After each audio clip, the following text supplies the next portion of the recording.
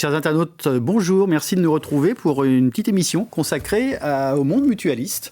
Et notamment, je suis avec monsieur Jean-Louis Span, président de la FDPM, Fédération Diversité Proximité Mutualiste, en direct du sud de la France, de Montpellier. Tout à fait, Montpellier. De Montpellier. Voilà, c'est votre siège. Alors, écoutez, moi, je suis ravi que vous puissiez aujourd'hui nous présenter la Fédération Diversité Proximité Mutualiste, votre originalité, effectivement, dans ce monde des mutuelles. Et vous posez tout de suite une question. Quelles sont les valeurs que vous défendez ? Oui, disons aujourd'hui, notre fédération se positionne plutôt sur les petites et moyennes mutuelles. Ça a été dans notre démarrage. Et tout ce qui est contenu dans notre titre, Fédération Diversité Proximité Mutualiste, c'est quelque part nos valeurs. La proximité, plus on est effectivement de taille petite, moyenne, plus on est proche des adhérents, plus on est proche du territoire. Et aujourd'hui, il est à noter qu'on est un peu à contre-courant, parce que le mouvement est plutôt dans le sens des fusions entre mutuelles pour arriver à de grosses entités. Mais les grosses entités, c'est pour faire quoi ? Pour rivaliser qui et conquérir quoi ? Alors qu'en fait, je crois que l'avenir, cette pandémie nous montre que nous ne nous trompons pas trop d'objectifs. L'avenir est plutôt à cette proximité, travailler en direct avec les adhérents, travailler en direct aussi avec les collectivités territoriales, c'est quand même important.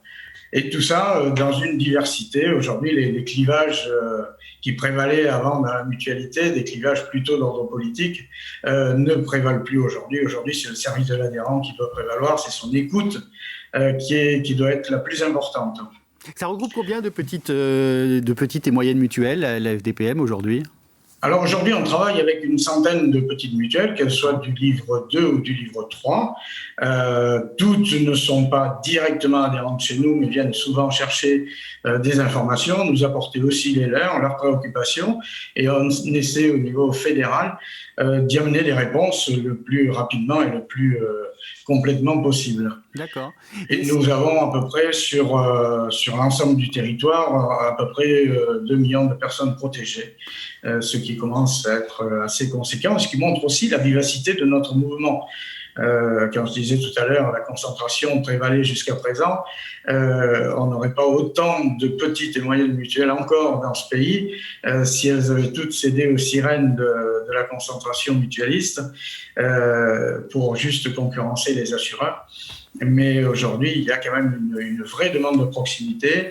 Nos concitoyens ont envie de s'occuper de leur santé et au travers des mutuelles, c'est le seul moment où ils peuvent effectivement partager des informations et aussi la gestion de leurs complémentaires, parce que c'est ça qui est important. Alors justement, une petite mutuelle, ça peut aller jusqu'à combien d'adhérents, par exemple ? Et je sais aussi que vous avez, vous êtes, je ne sais pas si vous avez développé, vous allez nous en expliquer, ce concept de mutuelle de village. Est-ce que vous pouvez nous expliquer ce que c'est ? Tout à fait. Nous, la plus petite de nos mutuelles doit avoir 1500 personnes protégées. D'accord. La plus importante, on commence à atteindre ce qu'on appelle, nous, une zone de mutuelle intermédiaire. On dépasse les 200 000 personnes protégées et ce n'est pas les mêmes préoccupations, ce n'est pas les mêmes demandes de services. Ces mutuelles-là viennent souvent aussi pour soutenir tout le travail que nous faisons et maintenir un tissu mutualiste dans notre pays. Et donc, on voit bien cette diversité-là. Mais chez nous, il n'y aura jamais de grandes entités. Elles sont sur l'autre fédération, qui est la FNMF. D'ailleurs, on peut se poser quelques questions si cette fédération, aujourd'hui, peut porter le nom de fédération, puisque le président de cette fédération est quand même président de la plus grosse entité mutualiste nationale. C'est un peu comme si la FFA était présidée par le président directeur général d'AXA sur le volet assurantiel. Mais bon, c'est une question, c'est une aparté, ce qui montre quand même le fossé qui peut nous différencier entre ces mutuelles qui sont rentrées sur un champ concurrentiel du monde assurantiel. Et on voit bien que ce champ concurrentiel est mortifère pour les mutuelles. On a dans tous les articles de presse de ces derniers jours aujourd'hui qu'il ne reste que 300 mutuelles en France. Donc, au fur et à mesure de cette concentration, c'est quand même toutes les valeurs de la mutualité, toute l'essence même de la mutualité qui disparaît juste au profit du monde assurantiel, puisque au moins on a un élément qui en est la preuve, c'est que c'est la directive assurance qui a été introduite dans le code de la mutualité et non pas la mutualité qui a influencé le code des assurances. On a bien compris votre venir effectivement combat. Justement, ces mutuelles de village, justement, parce que c'est votre ADN, ça, qu'est-ce que c'est? Comment ça fonctionne? Alors ça, c'est un concept qu'on a mis au goût du jour pour justement renforcer la présence mutualiste dans les villages. On se rend compte qu'effectivement, beaucoup de personnes aujourd'hui ne peuvent plus se payer une complémentaire santé et qu'il faut aller vers eux pour rediscuter de ce qu'elles ont besoin en termes de couverture santé et mettre en adéquation le besoin avec le montant de cotisation qu'elles peuvent fournir.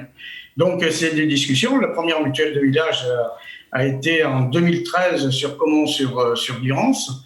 Et c'est une de nos mutuelles, la Mutuelle Générale d'Avignon, qui en a porté le fondement. Et donc, on a, nous, conceptualisé l'ensemble sur notre fédération. Au début, on était relativement montré du doigt en disant « vous ne pourrez jamais équilibrer » parce qu'il faut noter que c'était souvent des personnes âgées qui venaient rejoindre ce concept-là. C'est un concept d'ordre ouvert, personne n'est obligé d'y adhérer. C'est des groupements qui se font, les personnes se connaissent en général au niveau d'une commune et acceptent effectivement de se regrouper pour faire un groupe et pour faire porter leur risque par une mutuelle. Donc aujourd'hui, on n'est pas loin, dans toutes nos mutuelles, on n'est pas loin d'avoir 1 millier de petites collectivités, de petites communes, de petits groupements qui se sont constitués au travers de ce concept. D'accord. Mais ce ne sont pas des mutuelles en propre, elles font porter, c'est des groupements qui font porter leurs risques par des mutuelles. Et ça s'équilibre, vous parliez d'équilibre technique et ça fonctionne? Alors, les équilibres techniques fonctionnent, sauf qu'il y a quelque chose de paradoxal aujourd'hui, c'est qu'on est en dehors de ce qu'on appelle les contrats responsables, des contrats qui nous sont relativement imposés par les pouvoirs publics, et ces contrats sont soumis à une fiscalité qui est de l'ordre de 7%, et si on sort de ces contrats pour donc ne pas prendre des contrats responsables, la fiscalité est doublée. Donc les personnes qui ont peu de moyens et qui choisissent de mettre peu d'éléments en termes de cotisation pour juste couvrir un minimum, aujourd'hui se retrouvent pénalisés par une fiscalité. Il n'empêche que malgré ça, tous les équilibres sont respectés dans ces petits groupes.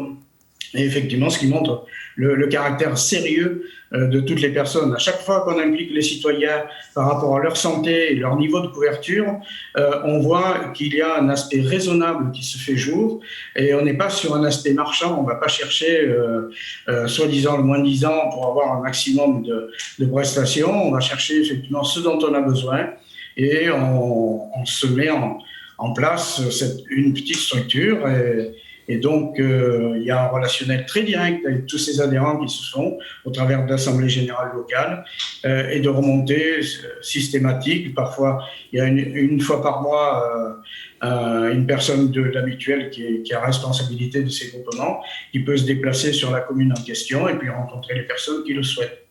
Donc, vous voyez, il y a une démocratie directe qui se fait et une écoute directe pour avoir des réponses qui sont en adéquation avec la demande des personnes. Une dernière question, le temps passe. Je sais que ça vous tient à cœur. La taxe Covid, je sais que vous êtes très remonté. Vous n'êtes pas le seul d'ailleurs. Qu'est-ce que vous voulez dire à vos adhérents sur ce sujet ? C'est vrai, aujourd'hui, on a quand même, sans rajouter cette taxe Covid, il faut noter que les contrats des complémentaires santé sont imposés à plus de 16% sur chacun des contrats, donc, et donc rajouter 2%, alors, sous prétexte qu'effectivement, il y a une solidarité qui se met en place pour financer les dépenses liées à la pandémie Covid, effectivement, il est à noter quand même que les mutuelles sont taxées à ce niveau-là. Elles sont presque doublement taxées parce qu'on a oublié complètement le volet solidarité qu'elles ont à l'égard de leurs adhérents. Il y a quand même une action sociale. Il y a aussi de grandes aides qui ont été faites par de nombreuses mutuelles à l'égard des adhérents qui étaient le plus touchés, des entreprises aussi qui étaient les plus touchées. On aura aussi, on ne peut pas en chiffrer, tout le volet de portabilité du risque, surtout sur les contrats collectifs. Donc arrêter juste une idée de taxe à un moment où pendant 2 mois on aurait eu un peu moins de soins à rembourser, c'est quand même un peu particulier. En tout cas en France, je ne connais pas d'autres entreprises où on arrête les bilans juste au moment où ils pourraient être favorables. En général, un bilan s'établit sur les 12 mois. Et je voudrais bien qu'on taxe de façon supplémentaire, dans ce cas-là, les bénéfices des complémentaires, de toutes les complémentaires, mais pas le chiffre d'affaires des complémentaires. Et surtout pas celui des mutuelles, où effectivement les secours ont été quand même importants. On ne laisse pas nos adhérents au bord du chemin quand il y a des difficultés, et surtout pas pendant cette période de Covid.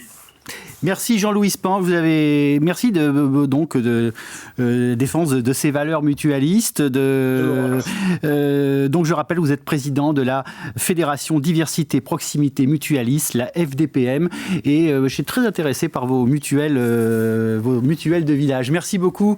Merci beaucoup monsieur, à très bientôt, au revoir.